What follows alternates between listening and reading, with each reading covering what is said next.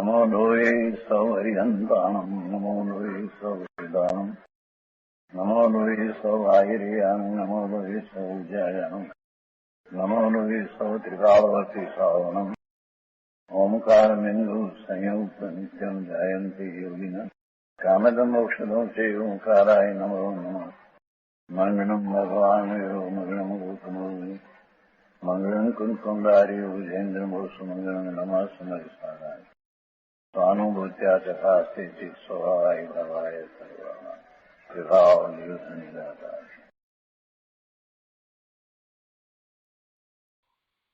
समयसार भगवान कुंकुंदाचार्य रचित समयसार तथा भगवान अमृतचंद्राचार्य रचित आत्मख्याति टीका कलश सहित एनो स्वाध्याय चाले छे। एमां सर्व विशुद्ध ज्ञान अधिकार में गाथा 345 થી 348 ये 4 गाथाओं नो स्वाध्याय आपणे पूरो कर्यो छे। हवे ए गाथाओं में जे वात आवी ए ज अर्थनु कलश रूप काव्य अमृतचंद्राचार्य भगवान कहे छे। कलश 208 आत्मानं परिशुद्धम इप्सु बिहि अतिव्याप्तिम प्रपद्यो अंधकैः काल उपाधि बलात् अशुद्धिम अधिकाम तत्रापि मत्वा परैः चैतन्यम क्षणिकम प्रकल्प्य पृथुकैः शुद्ध ऋजुसूत्रे रते आत्मा विज्जित एष हारवद अहो निहि सूत्र मुक्तेक्षिभिः। कलश 208 एना अर्थ में अहींया कहे छे कि आत्मा ने समस्तपणे शुद्ध इच्छनारा बीजा कोई अंधोए एटले के 42 जनोए वृद्धोए आत्मानं परिशुद्धम इप्सुभिः परई अंधकैः एटले आत्मा ने समस्तपणे शुद्ध इच्छनारा बीजा कोई अंधोए पृथुकैः एटले 42 जनोए काळनी उपाधिना कारणे पण आत्मामां अधिक अशुद्धि मानीने काल उपाधि बलात् अपि तत्र अधिकाम अशुद्धिम मत्वा अतिव्याप्ति ने पामीने शुद्ध ऋजुसूत्र नयमा रत थया थका अतिव्याप्तिम प्रपद्य शुद्ध ऋजुसूत्रे रतई चैतन्य ने क्षणिक कल्पीने चैतन्यम क्षणिकम प्रकल्प आ आत्मा ने छोड़ी दीधो अहो एष आत्मा विज्जित जेम हारमानो दोरो नहीं जोता केवल मोतीने ज जोनाराओ हार ने छोड़ी दे छे तेम निसूत्र मुक्ता इक्षिभिः आरवत। बहुत सरस बात करी है अमृतचंद्राचार्य भगवाने। गाथा 345 થી 348 में जे बात करवामां आवी अनेकांत द्वारा वस्तुना स्वरूप ने समजाववामां आव्युं अने जेमनी मान्यता मात्र पर्याय ने ज पूर्ण आत्मा मानवानी छे एवा बौद्ध मतवादीओ ए पर्याय ने जोवामां ज पर्याय ने ज मात्र मानवामां ज आखा द्रव्य ने छोड़ी दे छे। पर्यायनुं लक्ष्य करता शुं थई शके ए वात अहींया तो आचार्य भगवाने समझावी छे। अमृतचंद्राचार्य भगवाने एम कह્યું કે आ पर्याय दृष्टि करवावाळा तो आखा आत्मा ने छोड़ी दे छे एटले के एनुं लक्ष्य करता ज नथी एमने तो पछी स्वरूपनी प्राप्ति ज नहीं थाय। ए वात आ कलशमां कही दीधी। शुं कह्युं के आत्मा ने समस्तपणे शुद्ध इच्छनारा बीजा कोई अंधोए अंधो एटले अज्ञानवश जे अंध थया छे एमने अहींया अंध कह्या छे। जेओ अज्ञानवश अंध थया छे वस्तुना शुद्ध स्वरूप ने जाणता नथी मूळ स्वरूप ने जाणता नथी अनेकांत द्वारा वस्तुना स्वरूप ने समजता नथी एवा આત્માને સમસ્તપણે શુદ્ધ ઈચ્છનારા બીજા કોઈ અંધોએ, બાલિશ જનોએ, એ જેમની માન્યતા બૌદ્ધ જેવી છે એવા જનોએ, એ પછી બૌદ્ધ છે એમ નહીં, પરંતુ જે પણ એવી માન્યતા રાખીને બેઠા છે એવા અજ્ઞાનથી અંધ થયેલા કે બાલિશ જનોએ શું માન્યું કે કાળની ઉપાધિના કારણે પણ આત્મામાં અધિક અશુદ્ધિ આવી જાય. કાળની ઉપાધિના કારણે પણ આત્મામાં અધિક અશુદ્ધિ માનીને અતિવ્યાપ્તિને પામીને શુદ્ધ રુજુસૂત્ર નયમાં રત થઈને એમણે ચૈતન્યને એટલે આત્માને ક્ષણિક કલ્પી લીધો. એટલો જ આત્મા એક સમય પૂરતો જે પર્યાયમાં જણાયો છે તે જ આત્મા એમ એ માનીને જે ત્રિકાળ રહેવાવાળા આત્માને જાણતા જ નથી, સમજતા નથી, એટલે એમણે એ આત્માને છોડી દીધો. અને ઉદાહરણ આપ્યું કે જેમ હારમાંનો દોરો નહીં જોતા કેવળ મોતીને જ જોનારાઓ હારને છોડી દે છે તેમ. જો અહીંયા રુજુસૂત્ર નયની વાત ફરીથી પણ આપણે લઈએ. દ્રવ્યાર્થિક નય અને પર્યાર્થિક નય. એમાં પર્યાર્થિક નયમાં પર્યાયની મુખ્યતાથી વાત કરવામાં આવે, એવા દ્રષ્ટિકોણથી વાત કરવામાં આવે, એ નય બધા પર્યાર્થિક નય, પર્યાયની મુખ્યતાથી વાત કરવામાં આવી હોય. એમાં એક રુજુસૂત્ર નય છે. એ રુજુસૂત્ર નય એટલે વર્તમાન પર્યાયને જ વિષય કરે. વર્તમાન પર્યાય સિવાય આગળની કે પાછળની, ભૂતકાળની કે ભવિષ્યકાળની પર્યાય પણ એમાં ન ભેળવે અને માત્ર વર્તમાન પર્યાયને જ વિષય કરનારો નહીં, એવો દ્રષ્ટિકોણ. એવા દ્રષ્ટિકોણથી જ્યારે વાત કરવામાં આવે તો એમ કહેવાય કે એ રુજુસૂત્ર નયથી વાત કરી. એ નય રુજુસૂત્ર નય છે.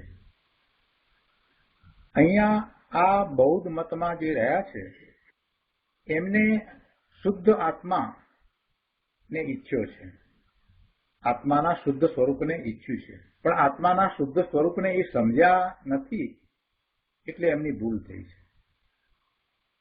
આત્માને સમસ્તપણે શુદ્ધ ઈચ્છે છે, પણ એ અજ્ઞાનને કારણે એઓ પોતાની મતિ કલ્પનાએ આત્માને માને છે. એમને એમ લાગ્યું કે કાળને સાથે લઈએ. કાળને ક્યારે સાથે લેવાનો પ્રશ્ન આવે કે એક સમયની પર્યાય કરતા વધુ સમય પૂરતો જો આત્માને માનીએ તો. એમણે શું માન્યું? એક સમયની પર્યાય જેટલો જ આત્મા. હવે એક સમય જેટલી જે પર્યાય છે એટલો આત્મા, ક્ષણિક આત્મા માનવાને બદલે જો એને 2, 4, 5 સમયની પર્યાયો, એક સમયની એક પર્યાય વર્તમાન પર્યાયથી આગળ બીજી પણ પર્યાયો, આગળ કે પાછળની ગમે તે, ભૂતકાળની બીજી 2 લઈએ, વર્તમાનની 1 અને ભવિષ્યની 2, એમ 5 પર્યાયો જેવડો પણ જો માનીએ તો શું થયું? એમાં કાળ આવ્યો. કાળની ઉપાધિ આવી ને, ભૂતકાળ અને ભવિષ્યકાળની. એટલે કાળની ઉપાધિને કારણે એ અશુદ્ધિ આવી જાય. એટલે એમણે એક સમયની પર્યાયને જ લીધી, વર્તમાન પર્યાય. એનાથી આગળ અને પાછળની પર્યાયને નહીં લેવી. જો આગળ અને પાછળની પર્યાય જેવડો મોટો આત્મા, એમણે તો એક સમયનો આત્મા માન્યો, તો એક સમય કરતા દાખલા તરીકે એમણે 5 સમયનો આત્મા માન્યો હોય કે 15 સમયનો આત્મા માન્યો હોત તો એમને એમ લાગતું હતું કે આટલા બધા સમયનો આત્મા લઈશું તો પછી શુદ્ધતા રહેશે નહીં, એમાં કાળની અશુદ્ધિ આવી જાય. આગળ અને પાછળના કાળની અશુદ્ધિ આવી જાય. એટલે કે શુદ્ધ આત્મા તો કે એક સમયનો હોય એ જ. એટલે વર્તમાનનો જે આત્મા છે, જે એક સમયનો આત્મા, એ જ શુદ્ધ આત્મા. બાકીના આગળ પાછળના નહીં લેવાના. એટલે આપણે જેને આગળ અને પાછળની અપેક્ષા વિના વર્તમાન એક જ સમયના દ્રષ્ટિકોણથી વિચારીએ તો એ નયને આપણે રુજુસૂત્ર નય કહીએ છીએ. રુજુસૂત્ર નયમાં આપણે શરૂઆતમાં જ વાત કરી, સ્પષ્ટતા કરી કે એ પર્યાર્થિક નય છે. પર્યાર્થિક નયનો એક ભેદ છે જેમાં પર્યાયને મુખ્ય કરીને વાત કરવામાં આવે અને એમાં પણ એક જ પર્યાય વર્તમાન પર્યાયને જ વિષય બનાવીને, એટલે વર્તમાન પર્યાય પૂરતું જ જ્યારે કથન કરવામાં આવ્યું હોય, વર્તમાન પર્યાયની અપેક્ષાથી જ કથન કરવામાં આવે, એક પણ બીજી પર્યાય, ભૂતકાળની પણ એક પણ નહીં કે ભવિષ્યની પણ એક પણ પર્યાય નહીં, એમ માત્ર વર્તમાન કાળની એક જ સમયની જે પર્યાય એને લઈને જયારે કથન કરવામાં આવે તો એ ઋજુસૂત્ર નયથી કથન કરવામાં આવ્યું. એ નય છે તે ઋજુસૂત્ર નય થયો. એવો દ્રષ્ટિકોણ છે એ ઋજુસૂત્ર નય છે. તો આવો ઋજુસૂત્ર નય ને એમણે એકાંતે રાખી અને પછી આત્માને નક્કી કર્યો. એટલે એમાં પછી કાળની ઉપાધિ ટળી ગઈ. ભૂતકાળની એક પણ પર્યાય કે વર્તમાન કાળ સિવાય ભવિષ્યકાળની પણ એક પણ પર્યાય એ એમણે લીધી નહીં. માત્ર એક વર્તમાન કાળની પર્યાયને લીધી, એટલે હવે કાળની ઉપાધિ રહી નહીં. એટલે આમ એ ઋજુસૂત્ર નય દ્વારા એમણે એ અતિવ્યાપ્તિનો દોષ દૂર કર્યો. હવે અતિવ્યાપ્તિનો દોષ કઈ રીતે દૂર થયો? તો કે અતિવ્યાપ્તિ એટલે એક કરતા વધુ જગ્યાએ જો એ જ વસ્તુ જોવામાં આવે તો અતિવ્યાપ્તિ દોષ લાગે. દાખલા તરીકે આપણે એમ કહીએ, આત્માના સ્વરૂપની વાત કરતા હોય, 6 દ્રવ્ય છે તો 6 દ્રવ્યમાં જીવ દ્રવ્યને લઈએ આપણે, તો આપણે જીવ દ્રવ્યને એમ કહીએ કે જેનામાં ચેતના ગુણ રહ્યો છે એ જીવ દ્રવ્ય, તો વાત બરાબર, કેમ કે એ ચેતના ગુણ બીજા બાકીના દ્રવ્યોમાં છે નહીં, બાકીના દ્રવ્યોમાં છે નહીં, એટલે એ વાત તો બરાબર થાય. પણ આપણે એમ કહીએ કે અમૂર્ત અથવા અમૂર્તિકપણું જેને છે એ જીવ દ્રવ્ય, તો પછી શું થાય? અતિવ્યાપ્તિ થઈ. કઈ રીતે અતિવ્યાપ્તિ થઈ? કેમ કે જીવમાં તો અમૂર્તિકપણું છે જ, પણ એ સિવાય આકાશ, ધર્માસ્તિકાય, અધર્માસ્તિકાય અને કાળ, એ ચારમાં પણ અમૂર્તિકપણું જ છે, અમૂર્તપણું જ છે. એટલે એ કથનમાં અતિવ્યાપ્તિ દોષ આવે. બધામાં બીજામાં પણ એ ગુણ છે, એ લાગુ પડે છે, એટલે એ અતિવ્યાપ્તિ દોષ થયો. તમારે જણાવવો છે આત્મા અને એના ગુણની વાત કરવી છે, ત્યારે તમારે એમ જ કહેવું પડે કે જે ગુણ બીજા કોઈમાં હોય નહીં ને માત્ર એક એનામાં જ હોય એને કહેવો પડે. પણ જો એ ગુણ બીજામાં પણ હોય તો પછી એ અતિવ્યાપ્તિ દોષ સહિત એ ગુણ કહેવાય. આત્માનો એ ગુણ તો કહેવાય અમૃતનો, પણ એને અતિવ્યાપ્તિ દોષ લાગે છે, કેમ કે બીજે પણ એ ગુણ રહેલો છે. આ અતિવ્યાપ્તિ. એ જ રીતે અવ્યાપ્તિ હોય એટલે બિલકુલ હોય જ નહીં અને તમે જે ગુણ એનામાં છે જ નહીં અને એને તમે એ દ્વારા જણાવો ત્યારે અવ્યાપ્તિ કહેવાય, જે વ્યાપતો જ નથી. દાખલા તરીકે મૂર્તિકપણું આત્મામાં છે નહીં ને મૂર્તિકપણા દ્વારા જણાય તેવો આત્મા એમ કહીએ તો એ અવ્યાપ્તિ છે, આત્મામાં તો છે જ નહીં. એટલે એવી રીતે અતિવ્યાપ્તિ, અવ્યાપ્તિ એ બધા દોષ છે. જ્યારે કથન કરીએ, જ્યારે લખવા બેસીએ અથવા એને સમજીએ ત્યારે આ બધું આપણે સમજવું પડે. તો અહીંયા એમણે એમ કહ્યું કે આપણે એક સમયનો આત્મા માનીએ, એના સ્થાને જો 2 સમયનો પણ આત્મા માનીએ તો એ અતિવ્યાપ્તિ છે. બૌદ્ધ માન્યતામાં એક સમયનો આત્મા કયો, પણ પછી એને પછી 2 સમય જેટલો, 2 પર્યાયનો આત્મા માન્યો, 3 પર્યાયનો, તો પછી અતિવ્યાપ્તિ થઈ જાય. એટલે એમ નહીં. એટલે અતિવ્યાપ્તિનો દોષ એમને એક વર્તમાન પર્યાયને લઈને બસ એટલો જ આત્મા, એ વધારે લંબાય 2 સમય 4 સમય એમ નહીં. એટલે એ રીતે અતિવ્યાપ્તિ દોષ એમણે દૂર કર્યો. આ બધી એમની ઊંધી માન્યતા. છેવટે તો રમત તો બધી પર્યાયમાં જ કરી, મૂળ દ્રવ્યને તો જોયું જ નહીં. જે ત્રિકાળ રહેવા વાળું દ્રવ્ય છે એને તો એમણે જાણ્યું જ નહીં, અને આ બધું પર્યાયમાં કરી અને એમણે એકાંતે માની લીધું કે એક સમય પૂરતો આત્મા છે, તો બસ અમારો જે આત્મા અમે માનીએ છીએ શુદ્ધ આત્મા છે, અમારી દ્રષ્ટિએ એ જ આત્મા શુદ્ધ છે, એને કોઈ બીજી અશુદ્ધિ નથી, એને કાળની ઉપાધિની પણ અશુદ્ધિ નથી, એને કોઈ અતિવ્યાપ્તિ પણ લાગુ પડતી નથી. અને ઋજુસૂત્ર નયથી એ એક સમયની પર્યાય એવડો આત્મા માનવામાં આવે તો એ શુદ્ધ આત્મા, અને એવડો આત્મા એ એક સમય પૂરતો રહે છે, પછી નાશ પામે છે. બીજા સમયે જે આત્મા છે, બીજી પર્યાય વખતે જે આત્મા છે બીજો છે, ત્રીજા સમય વખતે જે આત્મા છે તે ત્રીજો છે. એમ એમની દ્રષ્ટિમાં કરવા વાળો આત્મા જુદો છે, ભોગવવા વાળો આત્મા જુદો છે. આ બધી માન્યતા કોની છે? આ બૌદ્ધ ધર્મની માન્યતા છે. આ બૌદ્ધની માન્યતા છે. એમણે એવું કલ્પ્યું. એ વાત અહીંયા સમજાવી છે. જો વાંચીએ ફરીથી બધાને સરસ રીતે સમજણ પડી જશે. કઈ અઘરું નથી પ્રભુ, શાંતિથી વાંચવાનું છે.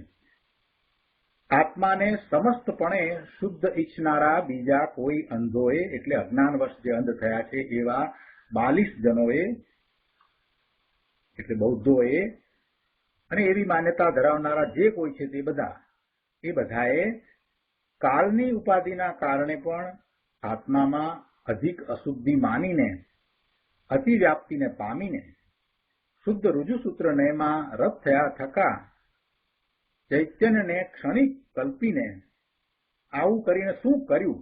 તો કહે છે કે એવું કરીને એમણે ખરેખર તો આ આત્માને છોડી દીધો. આ એટલે જે દ્રવ્ય અપેક્ષાએ જે ત્રિકાળ રહેવા વાળો ભગવાન આત્મા છે એને છોડી દીધો. અને પછી ઉદાહરણમાં એમ કહ્યું કે જેમ હારમાંનો દોરો નહીં જોતા કેવળ મોતીને જ જોનારાઓ હારને છોડી દે છે તેમ. કેમ કે મોતી અને દોરો મળીને હાર તો છે, એટલે એ આખા હારને છોડી દીધું. જે માત્ર મોતીનું જ લક્ષ કરે છે એટલે એ હારને છોડી દે છે. તેવી રીતે આ માત્ર પર્યાયને, અને એ પણ એક સમયની પર્યાયને જોનારા અને દ્રવ્ય સ્વરૂપને નહીં જોનારા એ આખા આત્માને ખરેખર તો છોડી રહ્યા છે. એ દ્વારા એમને તો આખો આત્મા જ છૂટી જાય છે. કંઈક પર્યાય દ્વારા આત્મા ગ્રહણ થઈ જાય છે એમ પણ થતું નથી. ભાવાર્થમાં અહીંયા પંડિતજી સમજાવે છે કે આત્માને સમસ્તપણે શુદ્ધ માનવાના ઈચ્છુક એવા બૌદ્ધોએ વિચાર્યું કે, શું વિચાર્યું એમણે? કે આત્માને નિત્ય માનવામાં આવે તો નિત્યમાં કાળની અપેક્ષા આવે છે, તેથી ઉપાધિ લાગી જશે. એમ કાળની ઉપાધિ લાગવાથી આત્માને મોટી અશુદ્ધતા આવશે અને તેથી અતિવ્યાપ્તિ દોષ લાગશે. આવું આ બૌદ્ધોએ માની, એમણે એવું વિચાર્યું. અને આ દોષના ભયથી તેઓએ શુદ્ધ રુજુસૂત્ર નયનો વિષય જે વર્તમાન સમય તેટલો જ માત્ર ક્ષણિક જ આત્માને માન્યો. વર્તમાન સમય જેટલો જ આત્માને એમણે માન્યો અને નિત્ય અનિત્ય સ્વરૂપ આત્માને ન માન્યો. આમ આત્માને સર્વથા ક્ષણિક માનવાથી તેમને નિત્ય અનિત્ય સ્વરૂપ એટલે દ્રવ્ય પર્યાય સ્વરૂપ સત્યાર્થ આત્માની પ્રાપ્તિ ન થઈ. માત્ર ક્ષણિક પર્યાયમાં આત્માની કલ્પના થઈ, પરંતુ તે આત્મા સત્યાર્થ નથી. આત્મા તો દ્રવ્ય પર્યાય સ્વરૂપ સત્યાર્થ છે. આત્માનું તો એવું સ્વરૂપ છે. એમણે તો બહુ મોટી વસ્તુ ગુમાવી દીધી. એવી એક નાની યમથી માન્યતામાં એમણે ભગવાન આત્માને છોડી દીધો. આચાર્ય ભગવાન એમ કહે છે. એટલે જેમની પણ એવી માન્યતા છે જે પર્યાય રૂપે જ આત્માને માને છે અને દ્રવ્યને નથી માનતા, એ ખરેખર આત્માને છોડી રહ્યા છે. એ આત્માને ગ્રહતા નથી, આત્માનું લક્ષ કરતા નથી, આત્માનો આશ્રય કરતા નથી. અને આત્માના આશ્રય વિના સમ્યક દર્શન ક્યાંથી થશે? અને સમ્યક દર્શન વિના પછી સમ્યક ચારિત્ર પણ ક્યાંથી હોય?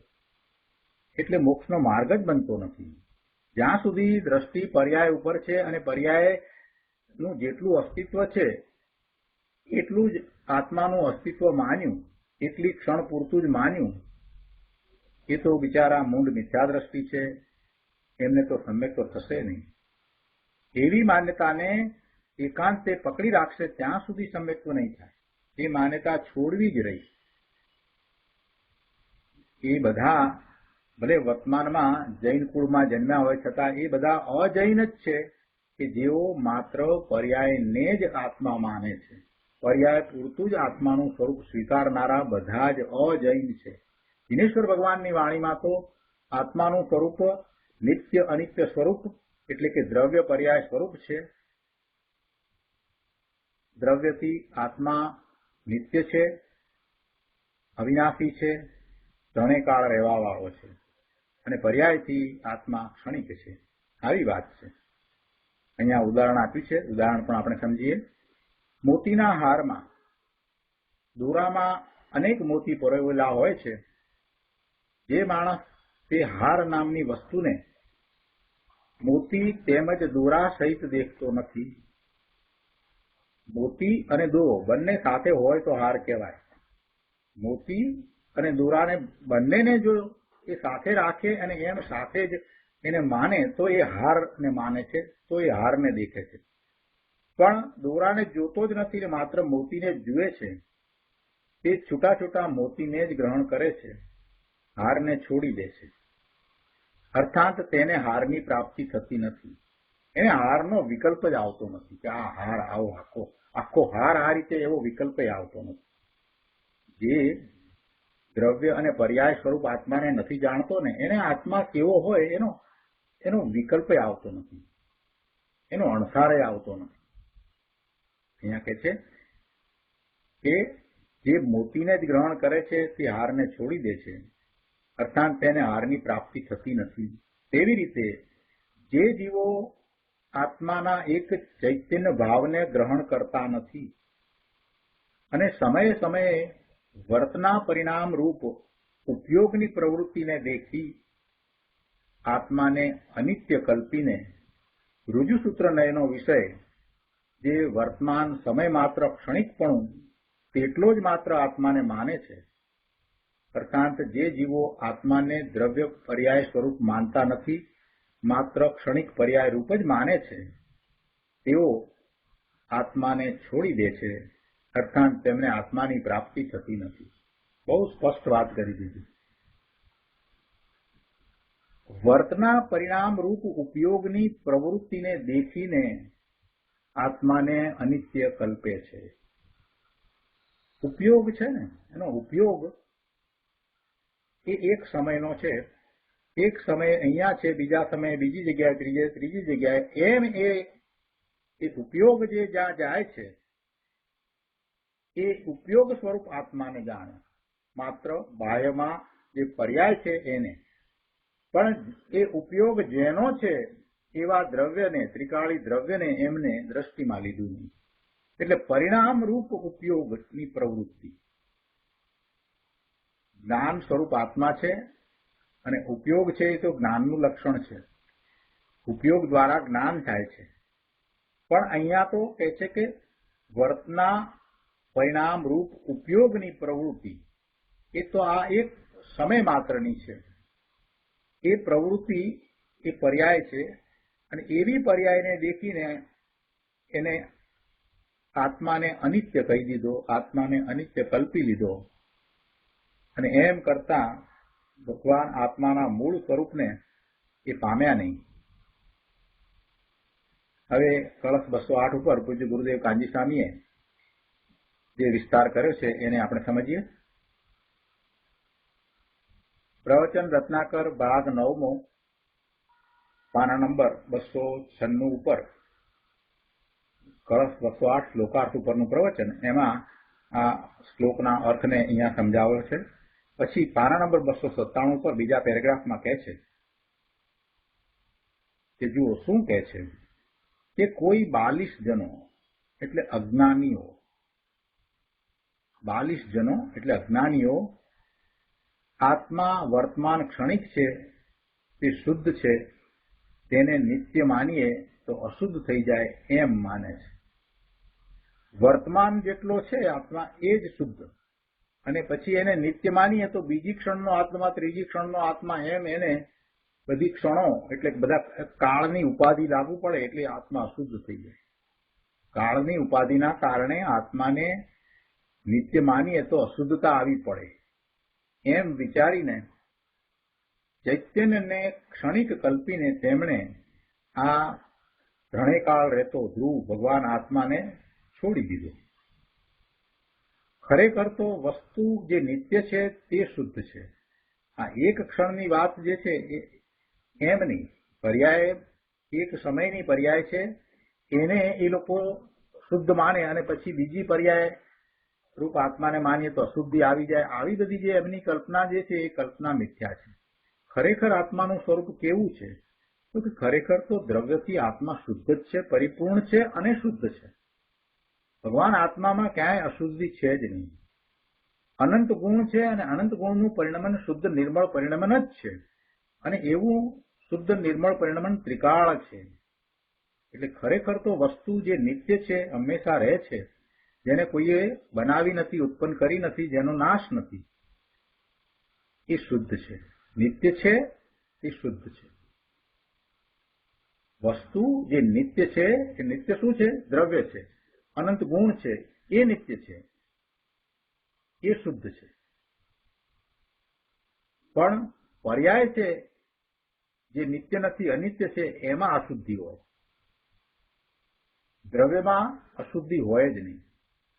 પર્યાયમાં ગમે તેટલી અશુદ્ધિ આવે તે છતાં દ્રવ્ય અશુદ્ધ થાય નહીં. બહુ સમજવા જેવી વાત છે. ભગવાન આત્મા ત્રણેય કાળે દ્રવ્યથી શુદ્ધ છે અને એવું શુદ્ધ દ્રવ્ય અનાદિથી છે અને જ્યારથી છે ત્યારથી એવો એ ભગવાન આત્મા હજી સુધી શુદ્ધ રહ્યો છે અને ભવિષ્યમાં પણ અનંત કાળ સુધી શુદ્ધ જ રહેશે. ભલે એ નરકમાં ગયો હોય, ભલે એ તિરિંતમાં ગયો હોય, ભલે એ નિગોદમાંથી નીકળ્યો હોય, ભલે એ 2000 સાગરોનો ત્રસકાળ પૂરો થતા ઈતર નિગોદમાં પણ ગયો હોય ને ત્યાંથી ફરી પાછો પણ નીકળ્યો હોય અને એને ગંદામાં ગંદા વિચારો, એવા વિકલ્પો કર્યા હોય, એવા ભાવ કર્યા હોય અને એની એવી પર્યાય પણ થઈ હોય, એની એવી ગતિ પણ થઈ હોય, નરકની ને તિરિંતની એવી ગતિ પણ થઈ હોય, બધું થયું હોય, તે છતાંય જે દ્રવ્ય છે એમાં એ અશુદ્ધિ વ્યાપતી નથી, એમાં એ અશુદ્ધિ જતી નથી. બહુ સમજવા જેવી વાત છે. આ વિશેષતા છે. આ આત્મદ્રવ્યની એક ખાસ વિશેષતા છે કે એની અંદર ગમે તેવા ભાવ થયા છે અને એ ભાવને અનુરૂપ એને પછી એવી પર્યાય થઈ અને એ પર્યાયને અનુરૂપ એવા શરીર પણ મળ્યા અને એ શરીરમાં એને એકત્વ બુદ્ધિ પણ કરી, બધું કરી.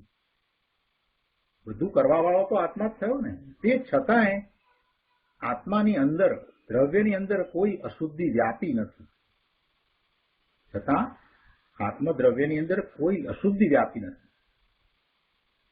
એટલે જે નિત્ય રહેવા વાળી ચીજ છે એ તો ત્રિકાળ શુદ્ધ જ છે.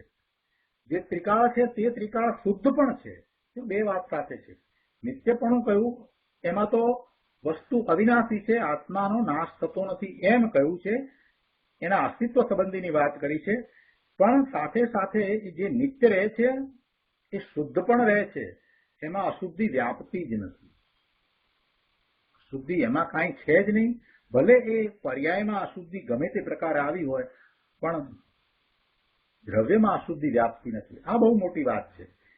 અને આ મોટી વાતને કારણે આપણે એક હૈયાધારણ લઈને બેઠા છીએ કે આપણે પણ સિદ્ધ સમાન છીએ. અને આ હૈયાધારણ છે તો જ પછી પુરુષાર્થ છે કે આપણે સિદ્ધ સમાન છીએ. ભલે વર્તમાન પર્યાયમાં ગમે તેટલી મલિનતા હોય, ગમે તે હોય, પણ મૂળ દ્રવ્ય મારું ત્રિકાળ શુદ્ધ છે, સિદ્ધ સમાન છે, એવું શુદ્ધ દ્રવ્ય છે. તો પછી પર્યાયમાં હું એ દ્રવ્યને, શુદ્ધ દ્રવ્યને પ્રગટ કરી શકીશ. એટલે પર્યાયમાં પણ એવી જ મારી શુદ્ધ નિર્મળ સિદ્ધ જેવી પર્યાય થઈ શકે એવો હું સક્ષમ છું. એટલે તો પુરુષાર્થ થાય છે. એટલે પુરુષાર્થ થઈ શકત જ નહીં. મૂળ દ્રવ્ય શુદ્ધ છે અને એવું શુદ્ધ દ્રવ્ય પર્યાયમાં પ્રાપ્ત થઈ શકે, અવસ્થામાં પ્રાપ્ત થઈ શકે છે. એટલે તો આખો પુરુષાર્થ છે. 11મી ગાથામાં જે ઉદાહરણ આપ્યું છે ને એ ઉદાહરણમાંથી આ વાત આપણને મળે છે.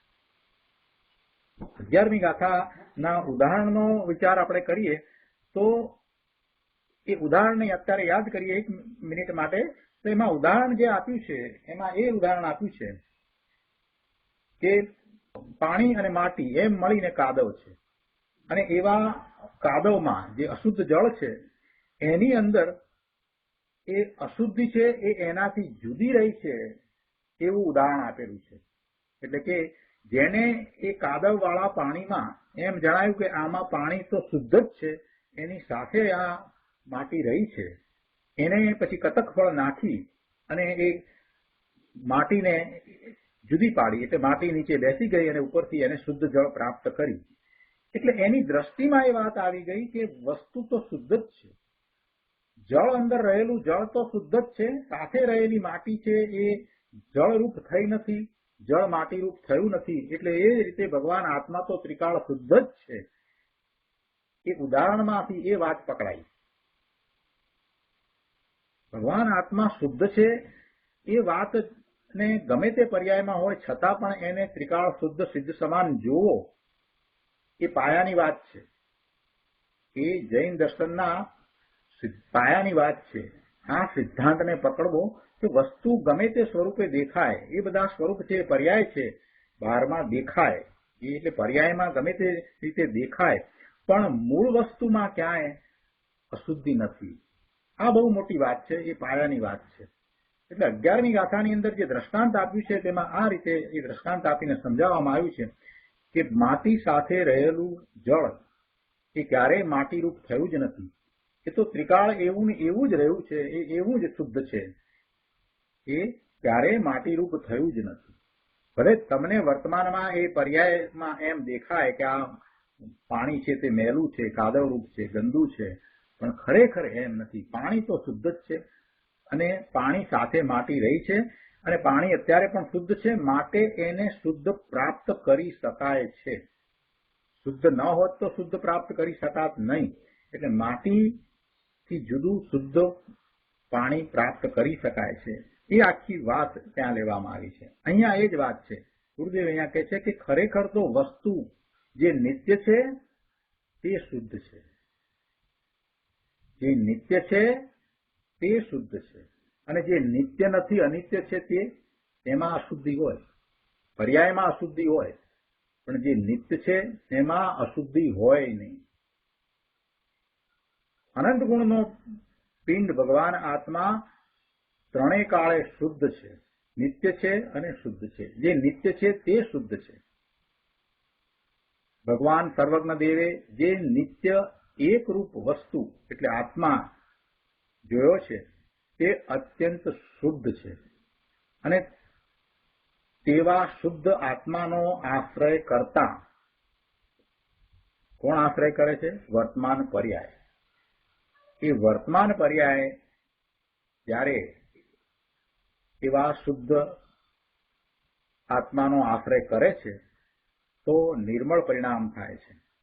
કહે છે કે એવા શુદ્ધ આત્માનો આશ્રય પામીને વર્તમાન પર્યાય પણ સંપિત આદિ શુદ્ધતાને પ્રાપ્ત થાય છે. આ વાસ્તવિક વસ્તુ સ્વરૂપ છે.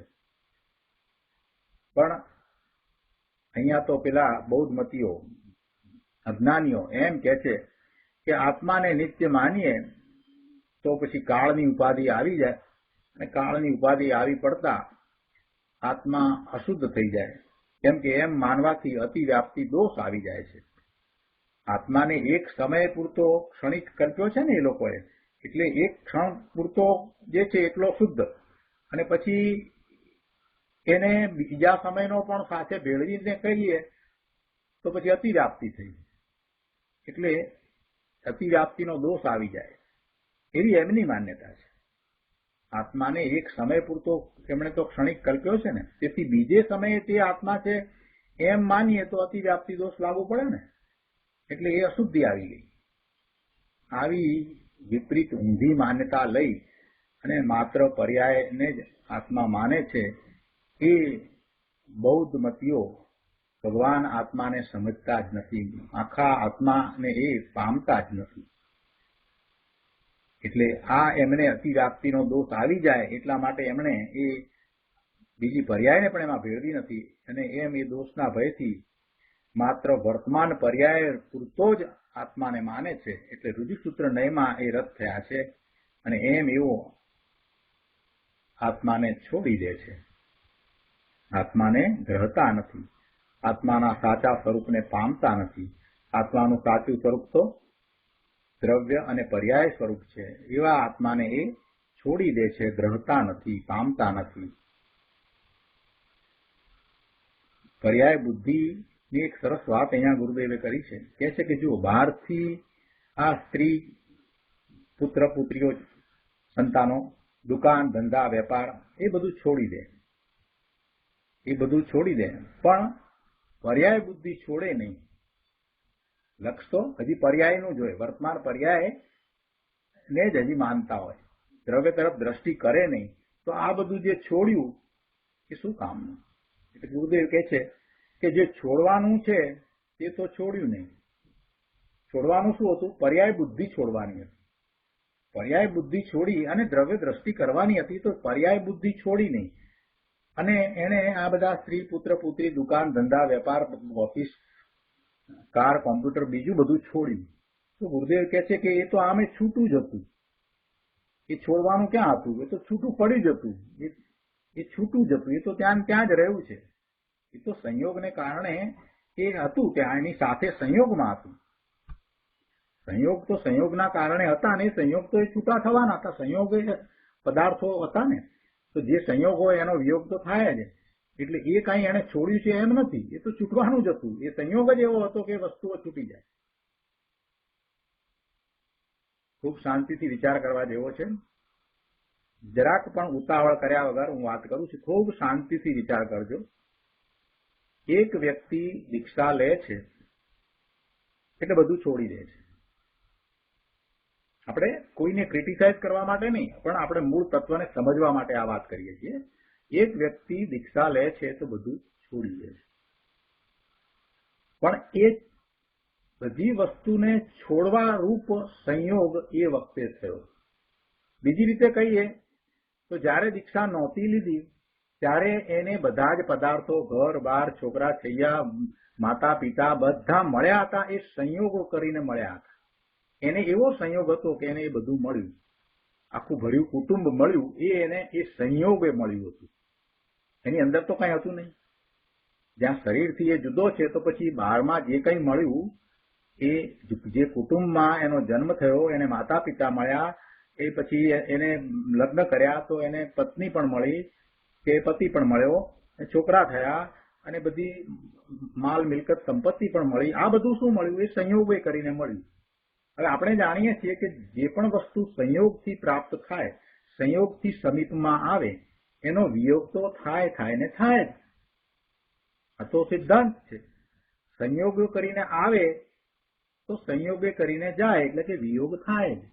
તો જ્યારે એ દીક્ષા લે છે ત્યારે જે સંયોગે કરીને જે બધું મળ્યું હતું એ વિયોગ થયો એટલે છૂટી ગયું.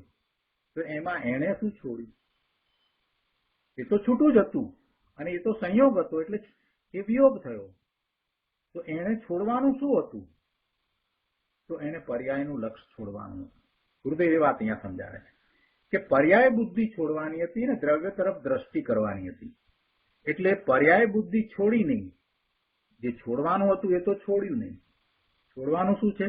પર્યાય બુદ્ધિ છોડી અને દ્રવ્યની દ્રષ્ટિ કરવાની છે. પર્યાય બુદ્ધિ છોડી નહીં. અને જે છૂટું હતું, જે સંયોગે કરીને પ્રાપ્ત હતું, એનો વિયોગ આપોઆપ જ થયો છે. તો એને એ એમ માને કે મેં છોડ્યું.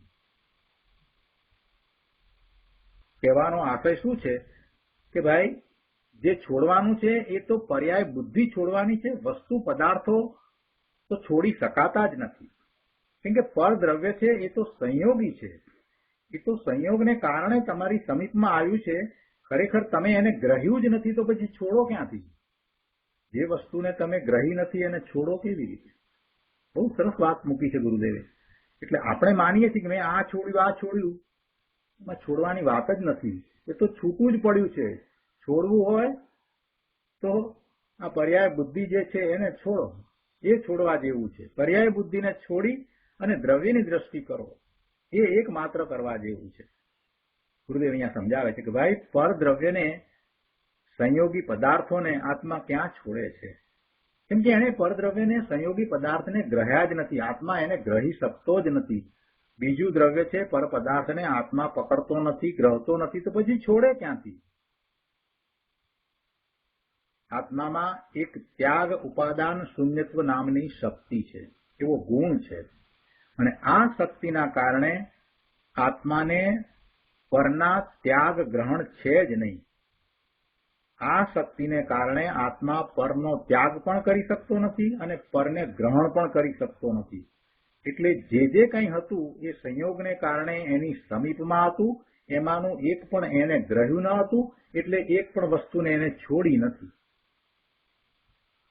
આત્મામાં એક ત્યાગ ઉપાદાન શૂન્યત્વ નામની શક્તિ છે અને આ શક્તિના કારણે આત્માને પરવસ્તુનો ત્યાગ પણ નથી અને પરવસ્તુનું ગ્રહણ પણ નથી.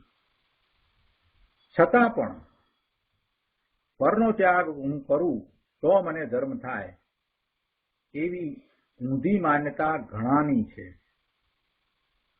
છતાં પણ પરનો ત્યાગ હું કરું તો મને ધર્મ થાય એમ જો એ માને તો એ માન્યતા મિથ્યા છે અને એ મિથ્યાત્વ છે. પરનો ત્યાગ તો પ્રશ્ન જ નથી. પર તો તારું છે જ નહીં. પરને તે પોતાનું માન્યું એ પહેલી ભૂલ અને પછી હું છોડું છું એ બીજી ભૂલ. પર મારું હતું નહીં અને મેં કાંઈ છોડ્યું નથી એમ દ્રષ્ટિ હોય. જેમ આપણે કર્તા ભાવ માટે લઈએ છીએ ને કે પરનું કરવા પણ જીવને છે જ નહીં, છતાં એ એમ માને છે કે ભૂતકાળમાં મેં આ કામો કર્યા, મેં આ ઓપરેશન કર્યા, મેં લોકોને સાજા કર્યા વગેરે વગેરે. એમાંનું એક પણ કામ એનું નથી. આત્મા કોઈ પરના કાર્યો કરી શકતો નથી, છતાં એ એમ માને કે મેં એ બધા કાર્યો કર્યા. એટલે એ ભૂલ છે. અને હજી પાછો એમ માને કે એવી જ રીતે હું બીજાના કામો કરું, સેવા કરું. પહેલા કર્યા હતા અને હજી પણ કરું, આ બંને ભૂલ. પહેલા કર્યા ન હતા અને હજી એ કરી શકતો નથી. એવી રીતે અહીંયા વસ્તુના ત્યાગ ને ગ્રહણમાં પણ એવું જ છે કે જયારે એ દાન આપે છે તો એ એમ માને છે કે મેં દાન આપ્યું, મેં 1 લાખ રૂપિયાનું દાન આપ્યું. પણ વસ્તુ એમ નથી ભાઈ. 1 લાખ રૂપિયાને તે ગ્રહણ કર્યા જ ન હતા. એટલે હવે એ 1 લાખ રૂપિયાને ગ્રહણ કર્યા એવી માન્યતા તારી જે છે એ પણ મિથ્યા છે. અને અત્યારે જયારે તું એ 1 લાખ રૂપિયાનું દાન આપે છે તો તું એ દાન આપે છે એ વાત પણ મિથ્યા છે. જે ગ્રહણ નથી કર્યું એનું દાન ક્યાંથી થાય? કેમ કે આત્મામાં તો ત્યાગ ઉપાદાન શૂન્યત્વ નામની શક્તિ છે અને આ શક્તિના કારણે આત્માને પર વસ્તુઓના ત્યાગ પણ નથી, પર વસ્તુઓનું ગ્રહણ પણ નથી. છતાં પણ પરનો ત્યાગ કરું અને એમ મને ધર્મ થાય એવી જો માન્યતા હોય તો એ માન્યતા તારી ખોટી છે, મિથ્યા છે. કેમ કે પરને ગ્રહવું છોડવું આત્મામાં છે જ નહીં. રાગને એક સમયની પર્યાયમાં અજ્ઞાનીઓએ પકડ્યો છે. રાગને શુભ ભાવ હોય કે અશુભ ભાવ હોય એને એક સમયની પર્યાયમાં અજ્ઞાનીઓએ પકડ્યો છે. તેથી રાગને છોડે છે એમ કહીએ. પણ એ પણ કથન માત્ર. એ પણ કથન માત્ર. રાગને ખરેખર છોડાતો નથી. એ એક સમયની પર્યાયમાં એને જે રાગ હતો એ પર્યાય તો ગઈ, એટલે પછી છોડવા પણ ક્યાં રહ્યું?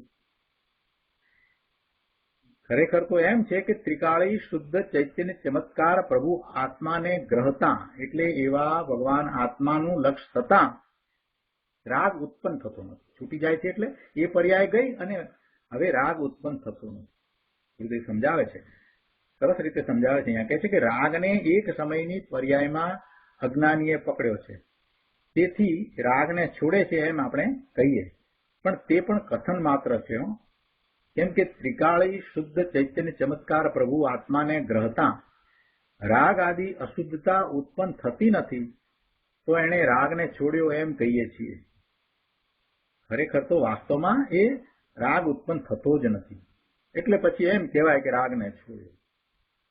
કોઈ એમ કે અમે ક્રોધને જીતી લીધો છે, ક્રોધને છોડ્યો છે, અથવા તો મોહ માયા અને છોડ્યા છે, અથવા તો એને જીતી લીધા છે, તો એનો અર્થ એમ છે કે એની દ્રષ્ટિ ત્રિકાળી ધ્રુવ પર ગઈ છે, એને સમ્યક દર્શન થયું છે, પોતે પોતાને સિદ્ધ સમાન ભગવાન આત્મા તરીકે જ માને છે, એટલે ત્યાં દ્રષ્ટિ રહે છે. એટલે હવે એને ક્રોધ માન માયા લોભ ઉત્પન્ન થતા નથી એમ એ કસાયોને છોડે છે.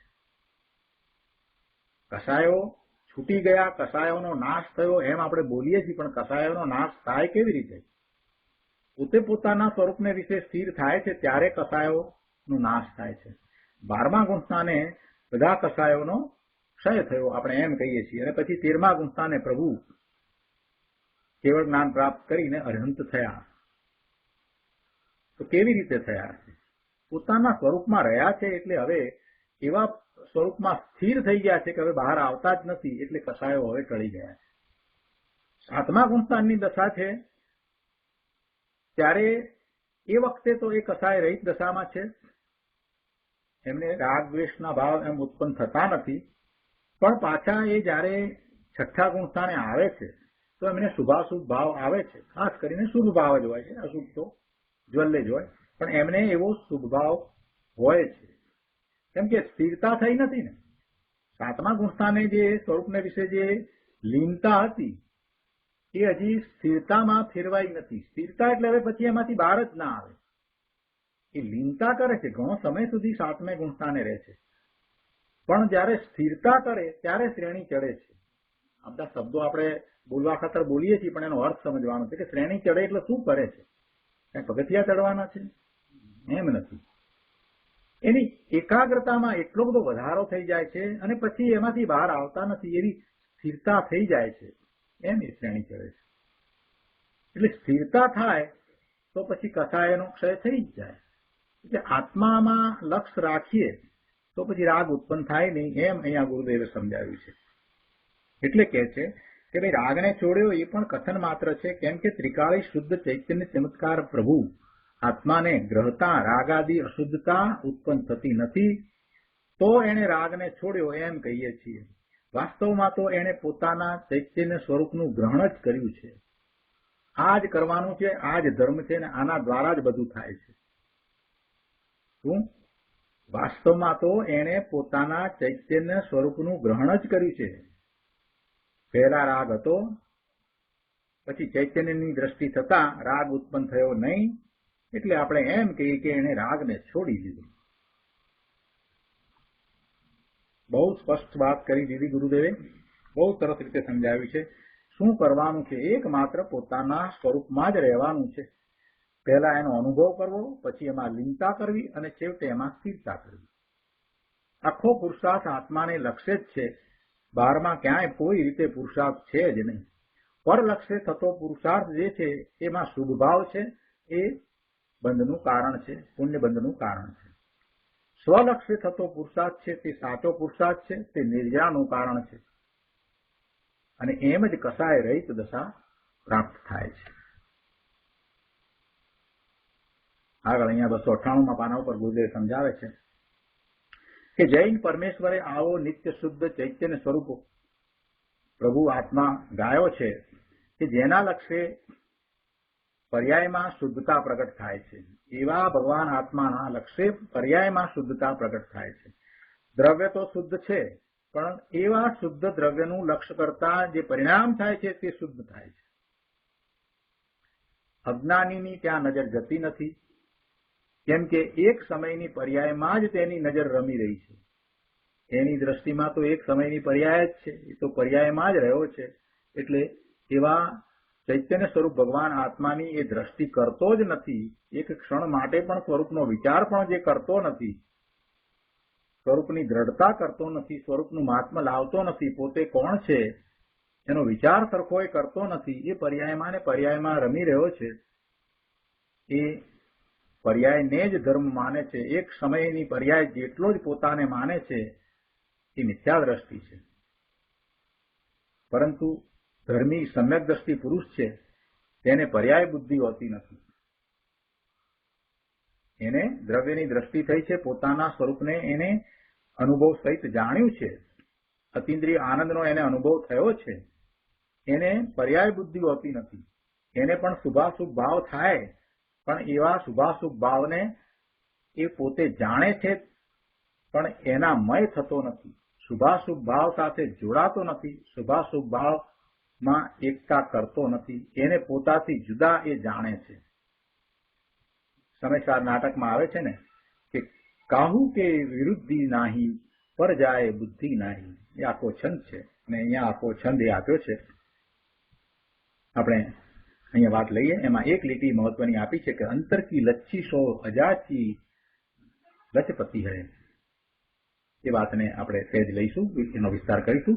આખો છંદ આ પ્રમાણે છે: સ્વારથ કે સાચે પરમારથ કે સાચે ચિત્ત, સાચે સાચે બૈન કહી સાચે જૈનમતી હૈ. કાહુ કે વિરુદ્ધિ નાહી પર જાય બુદ્ધિ નાહી. आत्मग वेशी न गृहस्थ है न जति है, सिद्धि रिद्धि वृद्धि दिशे घट में प्रगट सदा.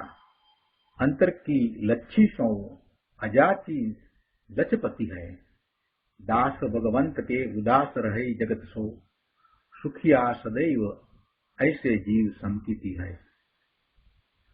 ગુરુદેવ કહે છે કે સમ્યક દ્રષ્ટિ જીવને પર્યાય રૂપ અંશની રુચિ નથી.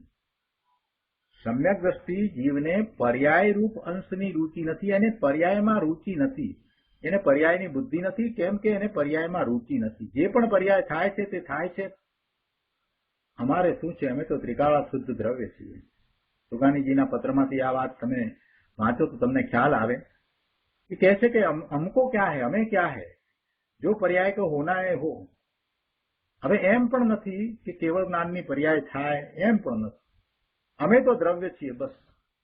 આખી વસ્તુ બદલાઈ જાય છે. સમ્યક દર્શન થયા પછીથી આખી વાત બદલાઈ જાય છે. એમાં કઈ કપડાં બદલવાની જરૂર પડતી નથી. દ્રષ્ટિ બદલાઈ જાય છે, આપોઆપ બદલાઈ જાય છે. સમ્યક દ્રષ્ટિ જીવને પર્યાય રૂપ અંશની રુચિ નથી. દ્રવ્ય રૂપ અંશ અને પર્યાય રૂપ અંશ. પોતે દ્રવ્ય છે, ત્રિકાળ શુદ્ધ દ્રવ્ય છે, અને જે પર્યાય થવાની છે તે થાય છે. ક્રમબદ્ધ એ પર્યાય થઈ રહી છે, જેમાં એ ફેરફાર કરી શકતો નથી. એ પર્યાયની રુચિ એને ક્યાંથી થાય? એ પર્યાયની રુચિ ન જ થાય. એટલે સમ્યક દ્રષ્ટિને પર્યાયની રુચિ નથી થતી. એટલે એ પર્યાય દ્રષ્ટિ નથી. અંદર આનંદનો નાથ ચૈતન્ય લક્ષ્મીનો ભંડાર જોયો છે, બાળ્યો છે, અનુભવ્યો છે, એને પછી બીજી કોઈ વસ્તુની જરૂર રહેતી નથી. બીજી કોઈ વસ્તુ માટે એ યાચના કરતો નથી, એ માગતો પણ નથી. એ શું યાચે, એને શું પછી માગવાનું રહ્યું છે? એ કાંઈ યાચતો નથી. એ ક્યાં યાચે છે? એને અંદરમાં ચૈતન્ય લક્ષ્મીનો ભંડાર પ્રાપ્ત થયો. હવે એ શું યાચે, એ શું માગે? કાંઈ માગતો નથી. અંતર કી લચ્છીસો અજાતી લક્ષપતિ હૈ. સ્વ સ્વરૂપનું સ્વરૂપ લક્ષ્મીનું અંતરમાં લક્ષ થયું, તે હવે અજાતી લક્ષપતિ છે. તે ક્યાં છે? તે તો જગતથી ઉદાસીન થયેલો અંતરમાં આનંદના અમૃતને પીએ છે. અજાતી લક્ષપતિ. અજાતિ એટલે જાચતો નથી, તે એટલે યાચના કરતો નથી એવો લખપતિ છે, જેને અંતરની લક્ષ્મી પ્રાપ્ત થઈ. એ કેવો લખપતિ છે કે જે યાચતો નથી. આ બહારના લખપતિની ને કરોડપતિની વાત નથી. એ તો હજી યાચે છે. એને તો ગુરુદેવ ભિખારા કહે છે. ભાવનગર નરેશ પ્રવચનમાં આવ્યા, ગુરુદેવના વ્યાખ્યાનમાં આવ્યા, તો ગુરુદેવે વાતમાં કહ્યું કે જે થોડું માગે એ નાનો ભિખારી, અને વધારે માગે એ મોટો ભિખારી. આ કરોડપતિઓ જે છે અત્યારના, કે અબજોપતિઓ જે છે, મિલિયનર્સ છે, એ બધાને શું છે? એમને તો હજી વધારે જોઈએ છે, અને જે છે એ પોતાનું છે, અને એમાંથી કાંઈ ચાલ્યું ન જાય એવો ભાવ પડ્યો છે. એ તો ભિખારી છે. પણ જેને અંતરની લક્ષ્મી, સ્વસ્વરૂપની લક્ષ્મી પ્રાપ્ત થઈ છે, એ યાચતા નથી, યાચના કરતા નથી, માંગતા નથી, એટલે અજાતિ લક્ષપતિ છે.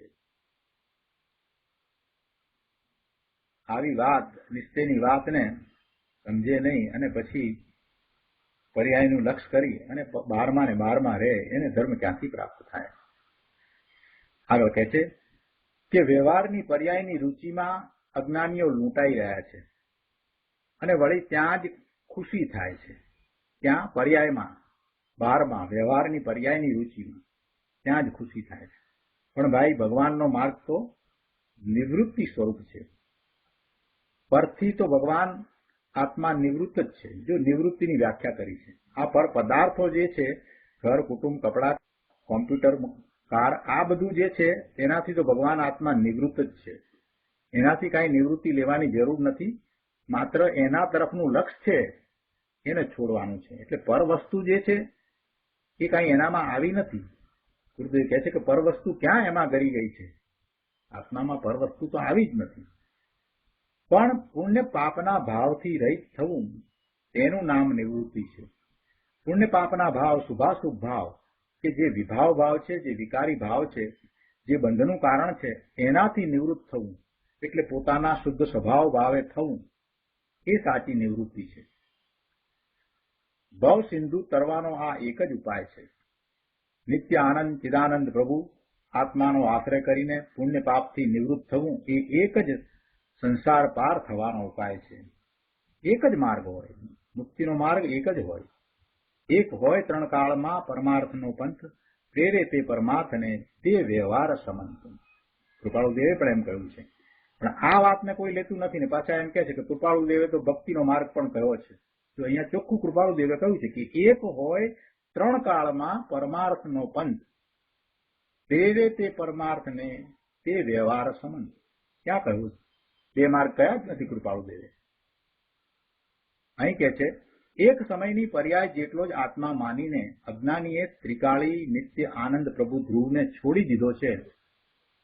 છોડવાની તો પર્યાય બુદ્ધિ હતી, પણ એને તો ભગવાન આત્માને છોડી દીધો. છોડવાની હતી પર્યાય બુદ્ધિ, પણ તેને બદલે એને વર્તમાન પર્યાયની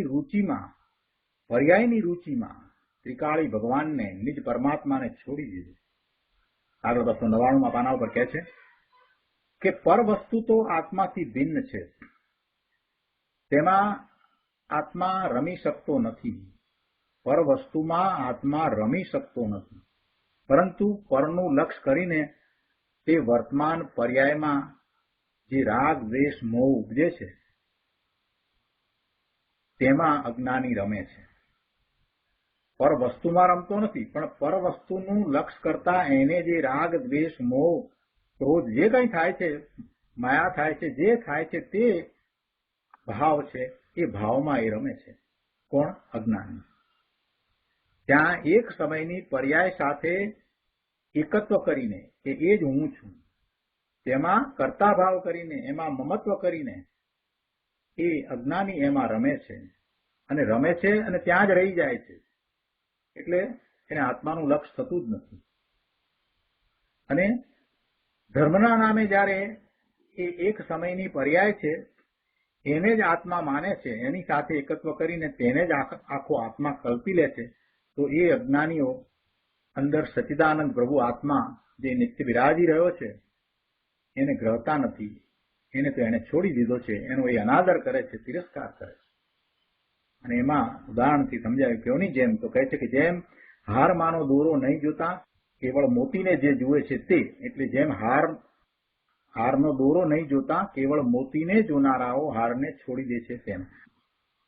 તો આ ઉદાહરણ આપ્યું છે કે માત્ર મોતીને જુએ છે, દોરો નથી જોતા, એટલે હારનો ખ્યાલ આવતો નથી કે આખો હાર છે એ તો મોતી અને દોરા રૂપે છે. જેમ આત્મા છે આખો તે તો દ્રવ્ય અને પર્યાય રૂપ છે, પણ માત્ર પર્યાયને જ જુએ છે તો આખો આત્માને એ જોતા નથી.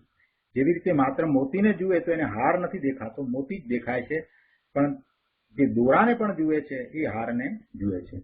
હારમાં દરેક મોતીમાં સળંગ રહેનારો દોરો તો કાયમ છે, પણ દોરો નહીં જોનારા અને કેવળ મોતીને જ જોનારા આખા હારને છોડી દે છે, અર્થાત તેમને હારની ઉપલબ્ધિ થતી નથી. તેમ એક ક્ષણની પર્યાયને જ આત્મા જોનારા અને સળંગ દોરા સમાન નિત્ય ધ્રુવ ચૈતન્ય પ્રભુ વિરાજે છે તેને નહીં જોનારા આખા આત્માને છોડી દે છે, અર્થાત તેમને આત્માની ઉપલબ્ધિ થતી નથી. તેઓ મિથ્યા દ્રષ્ટિ રહે છે. આત્મા પર ચીજને તો અડતો નથી, કેમ કે આત્માને અને પર ચીજને પરસ્પર અત્યંત અભાવ છે. એ ચીજ જ જુદી છે, એટલે પર ચીજને તો એ અડતોય નથી, સ્પર્શતોય નથી. પોતાની એક સમયની અવસ્થા એટલે પર્યાય એને આત્મા ચુંબે છે, પોતાના પરિણામને આત્મા ચુંબે છે, પોતાની એક સમયની અવસ્થાને આત્મા ચુંબે છે. તથાપિ એક સમયની પર્યાયને જ આખો આત્મા માને છે તેણે આનંદ કંદ નિત્ય ચૈતન્ય મૂર્તિ પ્રભુ આત્માને દ્રષ્ટિમાંથી છોડી દીધો છે. પોતાની એક સમયની અવસ્થાને પર્યાયને આત્મા ચુંબે છે, છતાં પણ એ એક સમયની પર્યાય જેટલો જ આત્મા માને, પર્યાય જેવડો જ આત્મા માને એ ચૈતન્ય મૂર્તિ ભગવાન આત્માને છોડી રહ્યા છે. પર્યાયને જ જોનારો તેના જ લક્ષમાં રહીને, એટલે પર્યાયના જ લક્ષમાં રહીને તેમાં જ રત રહ્યા થકો પોતાના ધ્રુવ નિત્ય ચિદાનંદ ભગવાન આત્માને છોડી દે છે. તે જીવ મૂંડ મિથ્યા દ્રષ્ટિ છે, તેને આત્મ ઉપલબ્ધિ થતી નથી. તો આપણે આજનો સ્વાધ્યાય અહીંયા સુધી રાખીએ છીએ. આવતી વખતે ભાવાર્થ ઉપરના પ્રવચનમાંથી અંશો લઈશું. હવે સુખધામ બોલીએ.